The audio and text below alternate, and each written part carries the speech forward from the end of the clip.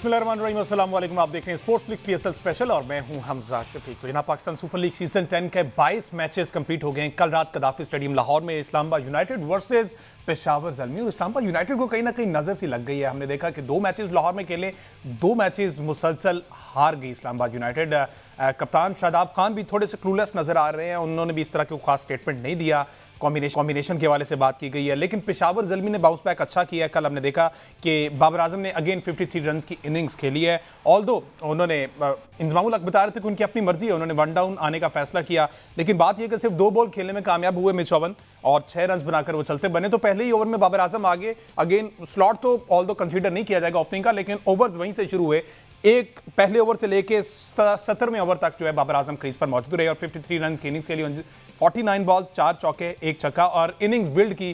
क्योंकि एक टाइम पर ऐसा लगा कि पेशावर ज़ल्मी विकेटें जो है मुसलसल खो रहा है। साइम अयूब आउट हुए, मिच ओवन आउट हुए, हारिस आउट हो गए। माज सदाकत ने आकर जिस तरह की इनिंग्स बिल्ड की बाबर आजम के साथ। तमाम तर सूरत पर बात करते हैं। फॉर्मर कैप्टन सलमान भट्ट साहब हमारे साथ ऑडियंस के जरिए मौजूद है। इसके साथ साथ हमें ज्वाइन किया है स्पोर्ट्स एंकर हैं, एनालिस्ट हैं, जर्नलिस्ट हैं, हसनैन लियाकत साहब ने इस्लामाबाद से।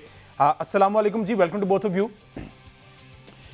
बट साहब आप ही से आगाज कर लेते हैं। बट साहब कल इस्लामाबाद ने टॉस जीता, पहले बैटिंग का फैसला किया। कन्वीनियंट नजर आए कि हम सेकंड इनिंग में बॉलिंग बेहतर कर सकते हैं, लेकिन 143 फॉर 9 आउटस्टैंडिंग बॉलिंग की गई पेशावर ज़ल्मी की जानिब से। ऑल्दो उन्होंने अगेन नहीद राना को ऐड नहीं किया, लेकिन फिर भी कामयाब रहे उनको 143 तक रिस्ट्रिक्ट करने में। ओवरऑल सिनेरियो पे क्या कमेंट करेंगे? देखिए, सबसे पहले तो पेशावर ज़ल्मी जो है उन्होंने एक अच्छा कमबैक किया। और देखिए, लीग जब भी वाइड ओपन होती है ना, कि कोई भी कम्पीट कर सकता है ऊपर जाने के लिए, टॉप 4 में आने के लिए। और नंबर 1 भी अब तो स्पॉट ऐसा है कि ओपन टू फर्स्ट 3 टीम्स है एटलीस्ट अभी तक। तो ये अच्छी चीज है कि कंपटीशन बढ़ता है जब सभी टीमों में होके कोई एक दूसरे को हरा सकते हैं। वो लीग की हेल्थ के लिए अच्छा है। Coming back to the game, I think Islamabad ने इस पिच को सही रीड नहीं किया। वैसे तो वो रीड करते ही नहीं है, वो तो अंदाजे लगाते हैं डाटा की बेसिस पे। तो यहाँ पर तो फुली ग्रीन बैट था। आप देखें कि पेशावर ज़ल्मी ने फास्ट बॉलर खिलाया और उन्होंने तेज बॉलिंग पे इन्हें आउट किया। उन्होंने बाउंसर्स किए हैं और ये स्ट्रगल करते नजर आए शॉर्ट पिच बॉलिंग के आगे इस्लामाबाद के जो प्लेयर थे। तो यहाँ लाहौर में हमने देखा है कि जिस टीम ने 4 फास्ट बॉलर के साथ ऑपरेट किया है उन्हें सक्सेस मिली है। इस्लामाबाद ने 3 फास्ट बॉलर खिलाए, जिसमें से मतलब वो कोई जेन्युइन फास्ट बॉलर भी नहीं थे, मीडियम पेसर थे। और उसके साथ फिर उन्होंने 3-4 स्पिनर्स खिलाए हुए थे, यानी आगा सलमान, साद मसूद, इमाद वसीम और अभी शादाब गेंदे नहीं कर सके क्योंकि उनको थोड़ा सा डिस्कम्फर्ट थी, उनको प्रॉब्लम थी थोड़ी। तो आप देखिए कि ये पिच को 2 टीमों ने बिल्कुल ही मुख्तलिफ तरीके से रीड किया। एक ने 4 फास्ट बॉलरों पे इन्हिसार किया, दूसरे ने 3 फास्ट बॉलर थे जिनमें मीडियम पेसर थे 2 और एक साथ 4 स्पिनर खिलाए। तो रिजल्ट आपके सामने है। लाहौर में हर जगह फास्ट बॉलर आउट कर रहे हैं, बाउंसर्स पे बैटर्स को इशू हो रहे हैं। मुझे समझ नहीं लगी कि उन्होंने पिच को कैसे रीड किया। अच्छा हसनैन भाई, इस्लामाबाद टोटली डिपेंडेंट काफ़ी हद तक कह सकते हैं कि साहिबजादा फरहान पर है। कल उन्होंने 3 से 4 तब्दीलियां की, वो भी हमने देखा है। कार्ल मायर्स जो है उन्होंने ओपनिंग की, कॉलिन मुनरो का कमबैक हुआ, साद मसूद को खिलाया, लेकिन साहिबजादा फरहान ने 36 रन का आगाज तो दे दिया, लेकिन आगे जो है कोई भी पार्टनरशिप बिल्ड नहीं कर पाया। देखिए हमजा, इस्लामाबाद का सबसे बड़ा प्रॉब्लम यह है कि इस्लामाबाद डाटा की बेस पे चलता है और उसके बाद उनका दूसरा बड़ा प्रॉब्लम यह है कि वो आके हर गेंद पे छक्का मारने की कोशिश करते हैं, बाउंड्री लगाने की कोशिश करते हैं। और कल के मैच में भी ऐसे ही लगा, जहाँ पे लग ये रहा था कि अगर वो instead of muscling the ball timing के ऊपर थोड़ा सा फोकस करें तो शायद वो रन्स बना सकते थे। हालांकि ओपनिंग पार्टनरशिप उनकी अच्छी हो गई, 6 ओवर्स में पहले रन्स अच्छे थे, उसके बाद जो स्टक होना स्टार्ट हुए तो फिर विकेटें गवाई इस्लामाबाद ने। तो इस्लामाबाद का प्रॉब्लम यही है कि वो एक डायमेंशन की क्रिकेट खेलते हैं, जिस तरह से आप इंग्लैंड की टीम को देख लें, वो बेसबॉल खेलते हैं, मार दाड़ करते हैं, जब लग गए तो 800 रन लगेंगे, नहीं लगेंगे तो 150 रन पे आउट हो जाएंगे। सो उस तर्ज की क्रिकेट खेल रही है इस्लामाबाद यूनाइटेड। और जहां तक फास्ट बॉलर्स की बात की भट्ट साहब ने, मेरा ख्याल है कि वो बिल्कुल जायज़ बात है कि इस्लामाबाद के पास फास्ट बॉलर कम है। सलमान इरशाद की सूरत में इस्लामाबाद के पास फास्ट बॉलर थे, इसके अलावा भी बहुत सारे ऑप्शन थे, लेकिन सलमान इरशाद अगर पेशावर ज़ल्मी में होते या किसी और टीम में होते तो शायद इस वक्त तक वो 5-6 मैच खेल चुके होते। लेकिन इस्लामाबाद यूनाइटेड में उनको अभी तक सिर्फ एक ही मैच मिला है। तो Islamabad United data driven team जरूर है, उसके रिजल्ट्स भी उनको माजी में भी मिले और आगे भी जाके मिलते रहेंगे। लेकिन मेरा ख्याल है कि उनको साथ साथ पिच को भी असेस करना चाहिए कि कंडीशंस कैसी हैं। और लाहौर की कंडीशन आपने देखा होगा कि काफ़ी अरसे से सिर्फ फास्ट बॉलर्स को सपोर्ट कर रही हैं, स्पेशली इस पीएसएल की लेग की बात की जाए, और वो भी एक आप अगर गुड लेंथ की एरिया पे बॉल करते रहेंगे तो वहां पे आपको सपोर्ट करेंगे। और इस्लामाबाद के फास्ट बॉलर्स भी मुझे उस तरह से बॉलिंग करते हुए नजर नहीं आए। और मेरा ख्याल है कि वो 5 जो जीत का खुमार था इस्लामाबाद को, वो अब 2 तो उनकी डिफीट्स हो चुकी है। और आज के मैच में देखते हैं कि क्या इस्लामाबाद कमबैक करेगा या फिर तीसरी हार भी इस्लामाबाद को लाहौर में उसका सामना करना पड़ेगा। अच्छा सलमान भाई, ऑल दो इस्लामाबाद को यकीन है कि वो क्वालिफाई कर चुके हैं प्लेऑफ के लिए, शायद इस वजह से भी कॉम्बिनेशन चेंज करके ट्राई करना चाह रहे हैं, बैटिंग पहले बॉलिंग पहले, तब्दीलियां। अब काइल मायर्स आए, ओपनिंग उन्होंने कल की, कॉलिन मुनरो नीचे आ गए, उसके बाद सलमान आगा आ गए, शदाब फिर ऊपर चले गए आजम खान से। ऑल दो वो करते हैं इस तरह की चीज़ें, तो आप समझते हैं कि ये कॉम्बिनेशन ट्राई करना इस जगह पर बिल्कुल मुनासिब है, क्योंकि आगे प्ले ऑफ के लिए आपको बेस्ट प्लेइंग 11 आपको मजीद कन्फर्म हो जाएगी? देखिए, मेरा ख्याल था कि इनको हैदर अली को टीम में रखना चाहिए था। इनका they are proper batters shot, ये ज्यादा ऑलराउंडर्स पे इन्हिसार करते हैं। और अभी जब हम इनकी अगर आउट होने के डिसमिसल्स को आप टीवी पे चलाए ना, तो ये बैकफुट वाले जो बॉल थे, जो जाहिर है इनके खिलाफ प्लान किया होता जल्मी ने शॉर्ट पिच बॉलिंग का, और ये उसको फ्रंट फुट पे मारना चाह रहे थे। यानी अगले कदम पे आप पिछले गेंद को खेल रहे हैं, which is totally technically wrong. तो अब ये square of the wicket run होते हैं बाउंसी ट्रैक्स के ऊपर, यानी कि आप कट मारे, आप पुल मारे, आप पेस का इस्तेमाल करें, जिन्हें अदर वर्ड्स में टाइमिंग का लफ्ज इस्तेमाल किया अभी भाई ने, बिल्कुल सही कहा उन्होंने। जब आप अगेंस्ट पेस एंड बाउंस आप उसको बिल्कुल ही डिफरेंट डायरेक्शन में सामने की तरफ खेलना चाहते हैं, तो उसमें आपको प्रॉब्लम्स आते हैं। और कदाफी में जितने भी मैचेस हुए, जिस प्लेयर ने लेंथ बॉल को या शॉर्ट ऑफ लेंथ को आगे बढ़कर या खड़े होकर सामने हिट मारने की कोशिश की है, उसने अपनी विकेट गंवाई है। और जिसने स्क्वायर ऑफ द विकेट खेला है या बॉल को टाइम किया है, उसको ज्यादा रन मिले। सामने जिन्होंने रन किए वो हैं जो ओवरसीज प्लेयर हैं, जो दराज कर रहे हैं, जो तगड़े हैं, जो इन विकेटों के यूज टू है बाउंस और पेस के। जो हमारे अपने लोकल प्लेयर्स हैं, they are struggling to play in front of the pitch because of the bounce, और उनको स्क्वायर ऑफ द विकेट खेलना चाहिए, उन्हें अपनी स्ट्रेंथ पे रहना चाहिए। बहरहाल इस्लामाबाद है, they have their own way of thinking, उनकी सक्सेस भी उसी में है। And sometimes like any other team they also lose, तो ठीक है, उनकी मर्जी है। लेकिन इस पिच के ऊपर 4 फास्ट बॉलर ना होना, 4 स्पिनर होना, ये बिल्कुल ही बरक्स है हिकमत अमली के, इससे उन्हें नुकसान हुआ है। अच्छा हसनैन भाई, आपकी चूंकि होम टीम में इस्लामाबाद है, आपकी डेफिनेटली फेवरेट भी होगी। इसमें सलमान अली आगा जो है, पिछला मैच उन्होंने बड़ा अच्छा खेला, कमबैक हुआ, और उसमें ऐसा फील करवाया गया कि सलमान आगा को बाहर करना एक गलती थी शादाब खान की जानिब से। लेकिन कल फिर 4 रन पर आउट हो गए। उसके बाद शादाब आए। शादाब अगर डिस्कम्फर्ट फील कर रहे थे तो उनको ज़रूरत तो नहीं थी ऐसा सच के ऊपर आते ही अटैक उन्होंने किया, लेकिन उसका कोई फायदा नहीं हुआ। 15 रन बनाकर वो भी आउट हो गए। देखिए, जहां तक सलमान अली आगा की बात की है, वो पहले मैच में अच्छे रन करने में कामयाब हुए। और अगर कल के मैच की बात की जाए तो वहां पे वो आउट होने के बाद भी वो सोच रहे थे कि मुझे शॉट नहीं खेलना चाहिए, मतलब कि उनकी नीयत तो उस तरह की नहीं थी। और सलमान अली आगा एक ऐसे प्लेयर हैं कि जो लाहौर की विकेट पे इस्लामाबाद के लिए बहुत अच्छा कर सकते थे, क्योंकि वो मिडिल ऑर्डर को सहारा देने के लिए वहां पे मौजूद थे। और जो इस्लामाबाद की टीम में कभी कभार हम देखते हैं कि उनकी बैटिंग में सैनिटी प्रिवेल नहीं करती, सलमान अली आगा इस तरह के प्लेयर थे कि उनकी वहां पे मौजूदगी, अगर कुछ और 5, 6, 7 ओवर्स तक वो वहां पे रह जाते तो शायद इस्लामाबाद का जो स्कोर है वो डिसेंट हो जाता। हाँ, जहां तक आपने शादाब खान की बात की, वो आए, उन्होंने आते साथ ही शॉट्स भी लगाए, लेकिन अनफॉर्चुनेटली हमने देखा है कि इस्लामाबाद ब्रेड ऑफ क्रिकेट, वो आते हैं, खेलते हैं और चले जाते हैं, और वो इसी स्टाइल से खेलते रहेंगे। हालांकि अगर वहां पे शादाब खान जिस तरह सेट हो चुके थे, थोड़ा सा विकेट पे रुक के खेलते, और अगर 20-25 रन या 30 रन उनके ज्यादा होते, तो ऊपर से आके उन्होंने भी 3-4 विकेट लिए थे पेशावर जल्मी के, तो मैच में वो कमबैक कर सकते थे। लेकिन इस्लामाबाद है, इस्लामाबाद ने अपने तरीके से क्रिकेट खेली है। लेकिन जहां तक आपने सलमान अली आगा की बात की, तो मैं एक चीज से तो मुझे बड़ा कंसर्न है कि सलमान अली आगा आपकी T20 टीम के कप्तान हैं, और मुझे खबरें ये हैं कि वो आपकी बांग्लादेश टूर में भी आपके कप्तान होंगे। अगर आपने एक शख्स को कप्तान बना दिया, हालिया सीरीज में भी वो कप्तान रहे, तो मेरा ख्याल है कि या तो इस्लामाबाद को उनको मुसलसल खिलाना चाहिए था, या फिर आपको किसी और फ्रेंचाइज में उनको एडजस्ट करना चाहिए था कि जो आपका कौमी टीम का कप्तान है, कम से कम उसकी कप्तानी को भी आप टेस्ट कर लेते। लेकिन PSL में उनकी कप्तानी तो क्या, उनकी बैटिंग पिछले 2 मैचेस से हम देख रहे हैं, उनको बिल्कुल ही साइड लाइन पे किया हुआ था इस्लामाबाद यूनाइटेड ने। सलमान भाई, सेम क्वेश्चन ये आपसे, जिस तरह से भी हसनैन भाई ने कहा है कि सलमान को कंटिन्यू करना चाहिए था, रखना चाहिए था, क्योंकि अब आपको उन्होंने भारी जिम्मेदारी उन पर डाली हुई है, पाकिस्तान टीम के कैप्टन है T20 के, तो कप्तानी तो दूर, उनकी प्लेइंग 11 में भी जगह नहीं बन पा रही, तो ये समझते हैं मैनेजमेंट की तरफ से? नहीं, ऐसा नहीं है। आई एम वेरी सरप्राइज्ड कि आप लोगों को इल्म नहीं है कि वो इंजर्ड हो गए थे। जब उन्होंने पहले मैचों में 1-2 में अच्छी बारियां ली, उनको साइड स्ट्रेन हो गया था, जिसकी वजह से वो बाहर थे। वो बाहर बैठ आ ही नहीं सकते उनको, वो ना वो बाहर बैठते हैं, वो इस सारी टीम में वो प्लेयर है लड़का, तो वो अपनी खाली बैटिंग पे बाहर नहीं होता, लीव अलोन के वो पाकिस्तान का कैप्टन है। वो इंजरी की वजह से बाहर हुआ था और अब जब वो रिकवर हुआ तो वो वापस आया है। वो बिल्कुल भी उसे बाहर नहीं बिठाया था इस्लामाबाद यूनाइटेड ने। ओके ओके, ठीक है, माय बैड, ठीक है, चलें, ये तो कंफर्म हो गया और अच्छी बात है, क्लियर हो गया, सलमान आगा इंजरी की वजह से बाहर थे, ठीक है। अच्छा सलमान भी, आजम खान की बात की जाए, माशाल्लाह से ये 7 मैचेस खेल चुके हैं इस्लामाबाद यूनाइटेड की टीम। आजम खान जिस तरह के इम्पैक्ट प्लेयर गुज़श्ता सीजन्स में हुआ करते थे, जो एक हाइप बनती थी, एक पावर हिटर के तौर पर आते थे और वन साइडेड पूरा मैच का पासा पलट देते थे, इस पूरे सीजन में नाकाम दिखाई दिए हैं। कोई टेक्निक, ऑल्दो एक्सपर्ट्स तो कहते थे कि टेक्निक उनकी पहले भी नहीं थी, स्लॉगिंग करते थे, लग जाती थी, अच्छी लग जाती थी, लेकिन इस दफा तो स्लॉगिंग वाला मार्जिन भी हमारे पास नजर नहीं आ रहा। देखिए, जिसके पास जेन्युइन फास्ट बॉलर होगा ना, वो आजम वहां पे स्ट्रगल कर रहे हैं।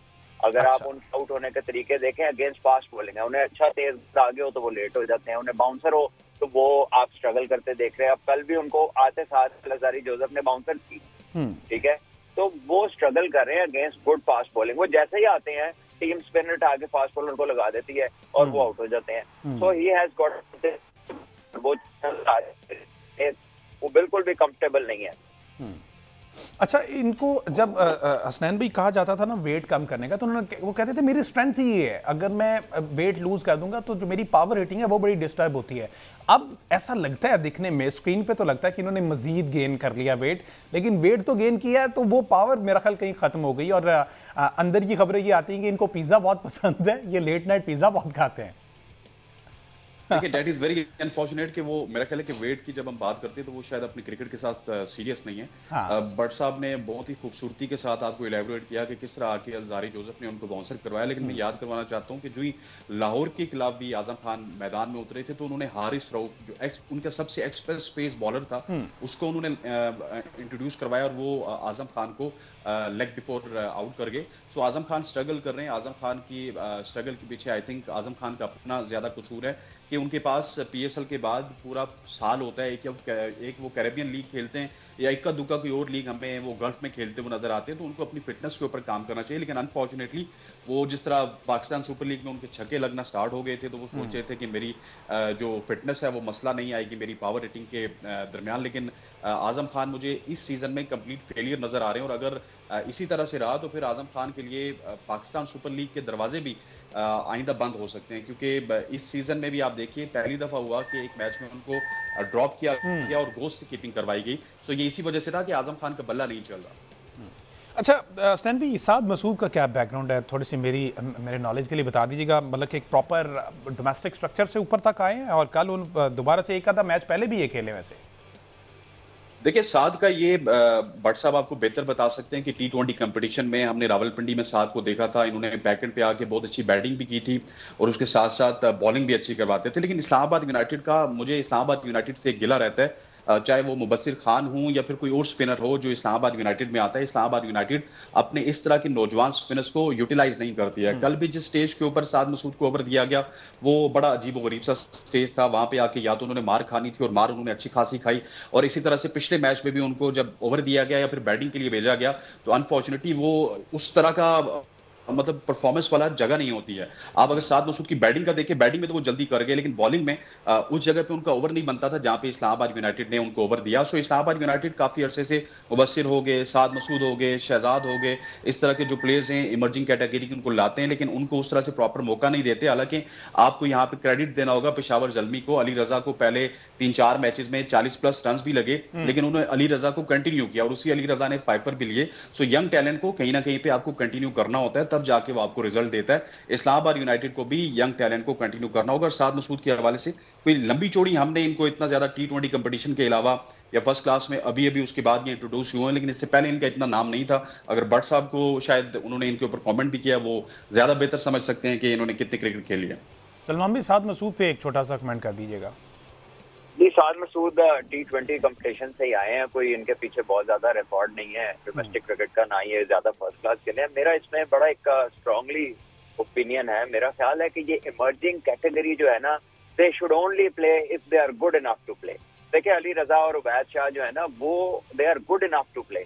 वो अगर इमर्जिंग ना भी होते तो इन टीमों में उनकी जगह बननी थी प्लेइंग 11 में, और वो लड़के फर्स्ट क्लास के सीजन खेले हैं। अली रजा ने फाइनल में 7 आउट किए हैं कायदे आजम ट्रॉफी में, और अली रजा की टीम चैंपियन हुई है और उसने बड़ी बड़ी लंबी बॉलिंगें की हैं, 25-25 ओवर उसने एक एक इनिंग में करवाए हैं। So he has earned his way through the rank. हमारा प्रॉब्लम यह है कि जब हम इमर्जिंग कैटेगरी को मस्ट करते हैं ना, तो फिर एक सही प्लेयर बाहर बैठता है और एक बच्चे को खिलाना ही होता है। अब मैं किसी के अच्छे बुरे होने की बात नहीं कर रहा, अगर कोई 18-19 साल का लड़का अच्छा है तो वो तो पाकिस्तान भी खेल जाता है, because he is good enough. लेकिन ये जब आप कैटेगराइज करके लोगों को मस्ट प्लेइंग कंडीशन डालते हैं, ये दुनिया में कहीं ऐसा नहीं होता। ये होता यह है कि 21 साल से कम उम्र के बच्चे ने एक ने खेलना है, तो 22 साल का जो बहुत अच्छा लड़का है उसका क्या कसूर है? So it doesn't make any sense कि आप इमर्जिंग कैटेगरी को मस्ट कर दे, और हमने तो उस पर इंतहाई कर दिया। यानी वो PSL से निकाल के फर्स्ट क्लास में भी डाल दी है, नेशनल T20 में भी डाल दी है, वनडे कंपटीशन में भी डाल दिया है। यानी इमर्जिंग के खिलाए बगैर टीम ही नहीं बन सकती, और बहुत सारी टीमें ऐसी हैं जो स्ट्रगल कर रही हैं इमर्जिंग क्रिकेटर। बिल्कुल, रिजवान ने भी इस चीज का गिला किया है। मुझे जरा क्विक इंतहाई माजर बट साहब, मुझे जरा क्विक एक ब्रेक से वापस आते हैं तो डिस्कशन को यहीं से कंटिन्यू करते हैं जी। स्टे विद अस।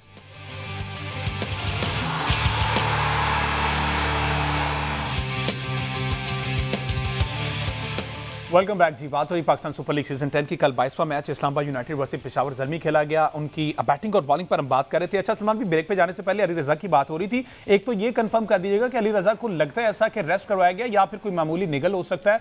अच्छा, अगर उन्हें रेस्ट करवाया गया तो आप समझते हैं कि नाहिद राना को उनकी जगह फास्ट बॉलर रिप्लेस करना चाहिए था? नाहिद राना को ट्राई कर लेना चाहिए था बाबर आजम?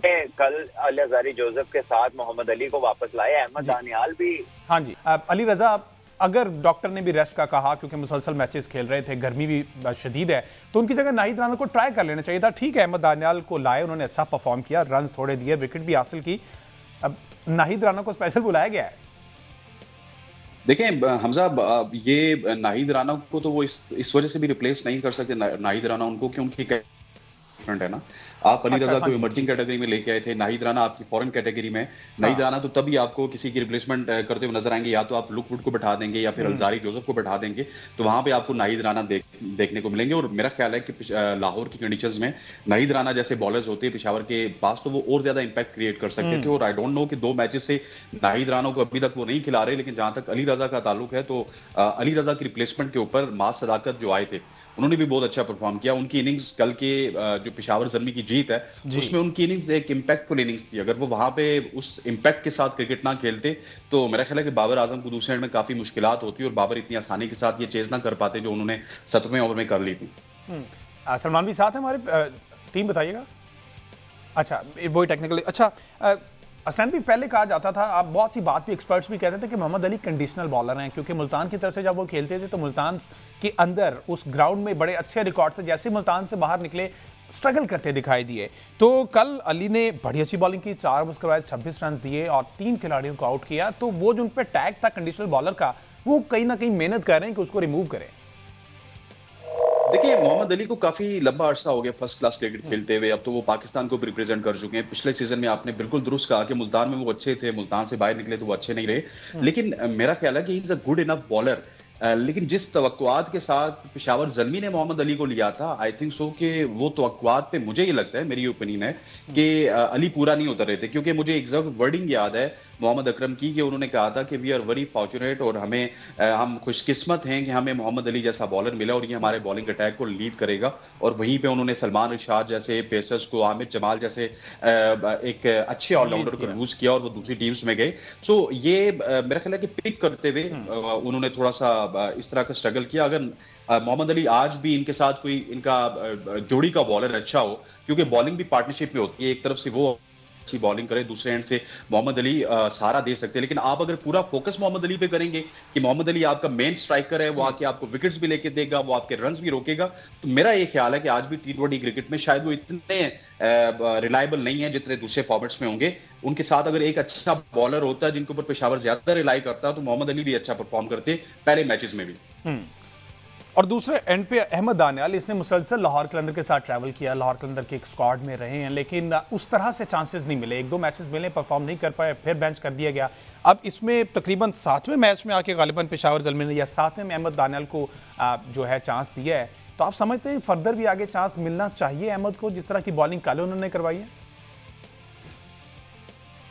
देखिए हमजा, जो भट्ट साहब बात कर रहे थे ना ब्रेक में, एक इमर्जिंग कैटेगरी की, हाँ तो जी। ये इमर्जिंग कैटेगरी होगी या जो डिफरेंट कैटेगरीज होगी, ये मेरा ख्याल है कि पाकिस्तान सुपर लीग के लिए भी एक वबाले जान है और हमारी क्रिकेट के लिए भी वबाले जान है। हाँ, रिजवान ने आपको मेंशन एक भी किया था। हाँ जी। मिसाल देता हूँ, उसके बाद अहमद दानियाल की तरफ आते हैं। जी जी। हाँ, मैं एक मिसाल देके अहमद दानियाल की तरफ आता हूँ। पिछले सीजन में ताहिर बेग था लाहौर कलंदर की जानिब से, कि ताहिर बेग आया, उसने छक्के लगाए, उसने हाँ चौके लगाए, एक आध उसने 50 भी लगाई, 2-3-4 मैचेस में वो फेल हुआ। लेकिन इस सीजन में अनफॉर्चुनेटली आपको अभी तक ताहिर बेग नजर नहीं आ रहे। इस सीजन में मोहम्मद नईम को उन्होंने लाया आउट ऑफ नोवेयर, इतना कोई लंबा चौड़ा उनका कैरियर नहीं है फर्स्ट क्लास क्रिकेट का या फिर लिस्ट ए का, लेकिन वो जब आए तो वो पहले 3-4 मैचेस में फेल हुए। एक मैच में जिन्होंने 50 भी बनाई, तो मुझे उनकी 50 में कोई इतना दमखम नजर नहीं आया।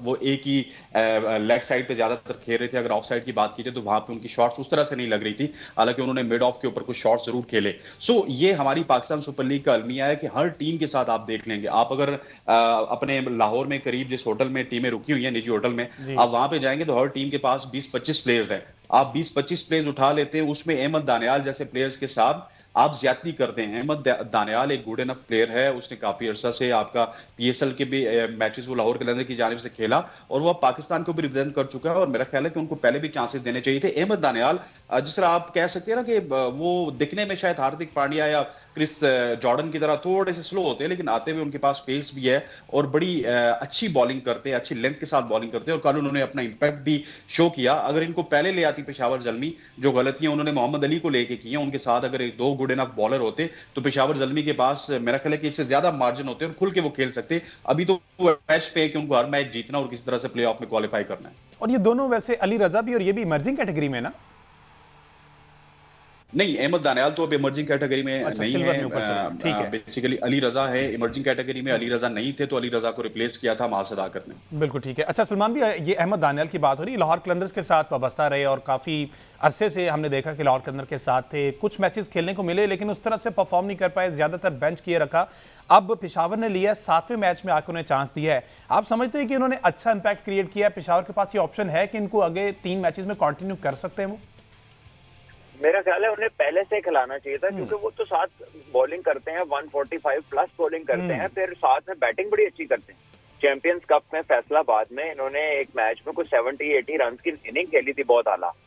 तो ऐसे क्रिकेटर को बनाना चाहिए। इनको इमर्जिंग कप, एशिया कप में भी ओमान में लेकर गए थे पाकिस्तान ए की तरफ से, वहां भी उन्होंने एक ही मैच खिलाया था, अच्छी बॉलिंग की थी और उसके अलावा मैच ही नहीं खिलाया था। सो जो ये कई ऐसे प्लेयर्स में हम इन्वेस्ट कर रहे होते हैं जिनका पता होता है कि इन्होंने प्लेयर नहीं बनना, और कई ऐसे प्लेयरों में इन्वेस्ट कर रहे होते हैं इन्वेस्ट नहीं करते जिनका पता साफ नजर आ रहा होता है कि ये प्लेयर बन सकता है। तो इसका जवाब तो अब सिलेक्टर हजरात ही दे सकते हैं।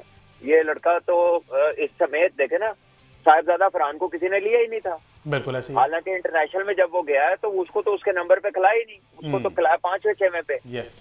तो ये because there is no nobody is answerable. कोई हमारा सिस्टम ये अब का नहीं है, कई सालों से ऐसा ही है। कई लड़के होते हैं बड़े अच्छे, वो उनको नजरअंदाज किया जाता है। कहीं ऐसा खेलता है प्लेयर कि आप कहते हैं यार पता नहीं क्या चक्कर है, क्यों खेल रहा है, ऐसा क्या मसला है। अच्छा, पेशावर की बैटिंग में आने से पहले मैं सिर्फ ये जानना चाहूंगा सलमान भी, आपसे भी, स्नैन भी, ये कल व्हाट वेंट रॉन्ग इस्लामाबाद के साथ? कल अपनी वो बॉलिंग की वजह से आ रहा या बैटिंग की वजह से आ रहा, या फिर जो मिडफील्ड भी हमने देखने में आए उस वजह से है? क्योंकि ये देवर अनबीटन, मुसलसल 5 मैचेस जीते थे, 10 मैचेस की विनिंग स्ट्रीक थी पिछले सीजन से लेके सीजन तक, 10 मैचेस, और अब ये इकट्ठे 2 मैच। आपको क्या लगता है सलमान भाई कि वजह क्या हो सकती है, एक वजह कि इस वजह इस्लामाबाद मुसलसल ये 2 मैच हारा है? देखिए obviously maybe they are relaxed, क्योंकि इन्होंने 6-7 दिन का इनका गैप भी आया था।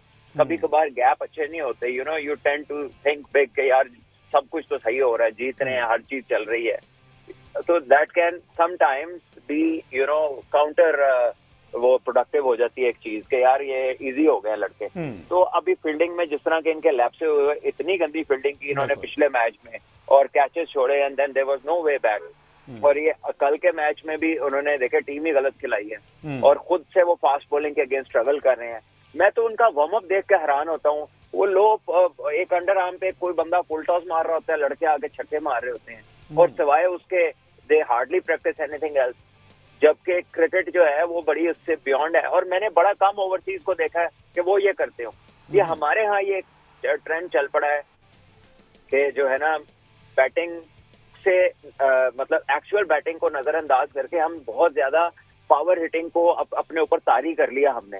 जबकि ये cricket at the end of the day है प्रॉपर बैटिंग ही, और जो बेहतर स्ट्राइक रेट है ये प्रोसेस की इंतहा है। जब आप बहुत अच्छे हो जाते हैं तो आप अच्छी गेंदों पे भी स्कोर करने लगते हैं। तो हमारे यहाँ जो माइंडसेट है ना, वो बैटिंग को लेकर we have a very very average mindset, और हमारा ये अपना जो है ना तर्ज अमल ये है, हमने बॉलिंग कोचों को बैटिंग कोच बनाया हुआ है, तो फिर इसी तरह की चीजें होनी है ना। हसन भाई, जिस तरह से भी भट्ट साहब ने कहा है कि कल की तो टीम ही हमें देख के लग रहा था कि ये मैच हार जाएंगे, जिस तरह की उन्होंने सिलेक्शन की है, तो आपने पहले स्टार्ट में कहा था कि डेटा ड्रिवन इस्लामाबाद उस पर बहुत ज़्यादा रिलाई करती है, तो कल वो डेटा एनालिस्ट किधर चला गया? उसने कल किस सिनेरियो में ये टीम सेलेक्ट करने का कह दिया, किस चीज़ का डेटा दिया? और गैप की बात की सलमान भी ने, कोयटा का गैप आया लेकिन उसने अच्छा बाउंस बैक किया, उस गैप का फ़ायदा उठाया, लेकिन ये एक्चुअली मेरे ख्याल रिलैक्स हो गए थे। देखिए, सलमान भाई ने जो बात की उसके ऊपर भी मैं थोड़ा सा एक रोशनी डालना चाहूंगा, लेकिन ये जो डाटा ड्रिवन टीम है ना, वो अनफॉर्चुनेटली डाटा तो ड्राइव कर लेते हैं, लेकिन वो पिच को इतना ज्यादा एसेस नहीं कर पाते, और मेरा ख्याल है कि पिच को एसेस करने में उनको मुश्किलात हुई हैं। और जो स्ट्राइक रेट की बात की है सलमान भाई ने कि strike rate it's not all about कि आपने छक्के लगाने, आपने चौके लगाने। यार, एक सिंपल सा फार्मूला है कि आपने अगर एक बॉल खेली और एक बॉल पे आपने भाग के 2 रन बना लिए ना, तो आपका स्ट्राइक रेट पहली गेंद से ही 200 रन होगा। अनफॉर्चुनेटली हमारे यहाँ प्रॉब्लम ये हो रहा है कि हमारे जो सुपरस्टार्स भी हैं या फिर हमारे जो लड़के भी हैं, वो 4 गेंदें डॉट कर देते हैं और उसके बाद वो छक्का या चौका लगाते हैं, या कभी कामयाब हो जाते हैं या फिर आउट हो जाते हैं। जहां तक आपने इस्लामाबाद की बात की, तो मेरा ख्याल है कि उनकी बैटिंग फेलियर भी है, उनकी फील्डिंग तो बहुत ही ज्यादा पैथेटिक थी, लेकिन साथ साथ उनकी बॉलिंग भी उन एरियाज को टारगेट नहीं कर रही थी। देखिए, अगर एक बॉलर शॉर्ट था कोई मसला नहीं है, लेकिन वहां पे नसीम भी थे, वहां पे 2 ऑस्ट्रेलियन बॉलर भी उन्होंने खिलाए, लेकिन अनफॉर्चुनेटली वो जो एरियाज थे उनको वो टारगेट नहीं कर रहे थे। गुड लेंथ के एरियाज जहां पे उनको बाउंस मिलता, जहां पे वो बल्लेबाज को तंग कर सकते थे, वहां पे उन्होंने टारगेट नहीं किया। वहीं से मेरा ख्याल है कि मुश्किलात हुई। अच्छा, चूंकि अब आपने स्ट्राइक रेट की स्नैन भी बात की है, तो मैं मौके का फ़ायदा उठाता हूं। मैंने 1-2 जगह सुना आपको कि बाबर आजम पर आपने स्ट्राइक रेट पर ही तनकीद करते हुए मैंने आपको सुना कि स्ट्राइक रेट ये है, उनकी जगह नहीं बनती।